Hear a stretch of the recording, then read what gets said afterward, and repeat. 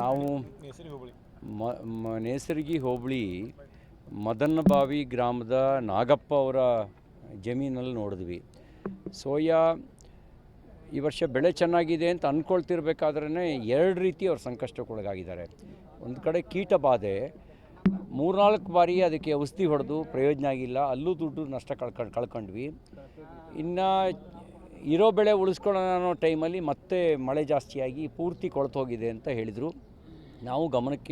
ನಾವು ಗಮನಿಸಿದ್ವಿ, ನೋಡಿದ್ವಿ. ಯಾವುದೇ ಅಧಿಕಾರಿಗಳು ನಿನ್ನೆವರೆಗೂ ಯಾರು ಬಂದಿಲ್ವಂತೆ. ಜನಪ್ರತಿನಿಧಿಗಳು ಈ ದಿಕ್ಕಿಗೆ ತಲೆನೇ ಹಾಕಿಲ್ಲ, ಈ ಕಡೆ ದಿಕ್ಕಿಗೆ ತಲೆನೇ ಹಾಕಿಲ್ಲ. ಒಂದು ರೀತಿ ಸರ್ಕಾರ ಇದ್ದು ಸತ್ತಂಗೆ ಅಂತ ಜನರ ಭಾವನೆ.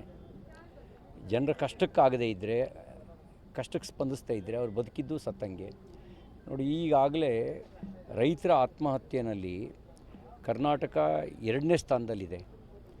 ಇವರು ಸಂಕಷ್ಟಕ್ಕೆ ಸ್ಪಂದಿಸ್ತಾ ಇದ್ದರೆ ಇದು ಇನ್ನಷ್ಟು ಹೆಚ್ಚಾಗುವಂಥ ಅಪಾಯ ಇದೆ. ಅದಕ್ಕೆ ನಾನು ಮುಖ್ಯಮಂತ್ರಿಗಳಿಗೆ ಆಗ್ರಹ ಮಾಡ್ತೇನೆ, ಎಲ್ಲ ಕೆಲಸವನ್ನು ಬದಿಗೊತ್ತಿ ನಿಮ್ಮ ಸಚಿವರುಗಳಿಗೂ ಸೂಚನೆ ಕೊಡಿ, ಶಾಸಕರುಗಳಿಗೂ ಸೂಚನೆ ಕೊಡಿ.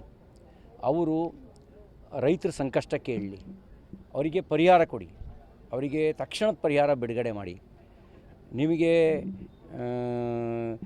ಏನಾದರೂ ಮಾದರಿ ಬೇಕಿದ್ದರೆ BJP ಸರ್ಕಾರ ಇದ್ದಾಗ, ಯಡಿಯೂರಪ್ಪನವ್ರು ಮುಖ್ಯಮಂತ್ರಿ ಆಗಿದ್ದಾಗ, ಬಸವರಾಜ ಬೊಮ್ಮಾಯಿ ಅವರು ಮುಖ್ಯಮಂತ್ರಿ ಆಗಿದ್ದಾಗ ನಾವು ಕೇಂದ್ರ ಸರ್ಕಾರದ ಕಡೆ ಬೆಟ್ ಮಾಡಿ ತೋರಿಸಲಿಲ್ಲ. ನಾವು ರಾಜ್ಯದ ಖಜಾನೆಯಿಂದ ರೈತರ ಕಷ್ಟಕ್ಕೆ ನೆರವಾದ್ವಿ. ನೀವು ಅದನ್ನು ಮಾಡಿ. ಆಮೇಲೆ ಕೇಂದ್ರ ಸರ್ಕಾರ ಎಲ್ಲ ವರದಿ ರಿಪೋರ್ಟ್ ಆದಮೇಲೆ ಅವರೇನು NDRF SDRF ನಿಯಮಗಳ ಅನ್ವಯ ಕೊಡಬೇಕು, ಅದನ್ನು ಕೊಟ್ಟೇ ಕೊಡ್ತಾರೆ. ನೀವು ತಕ್ಷಣ ಪರಿಹಾರ ಬಿಡುಗಡೆ ಮಾಡಿ ಅಂತ ನಾನು ಆಗ್ರಹಿಸ್ತೇನೆ.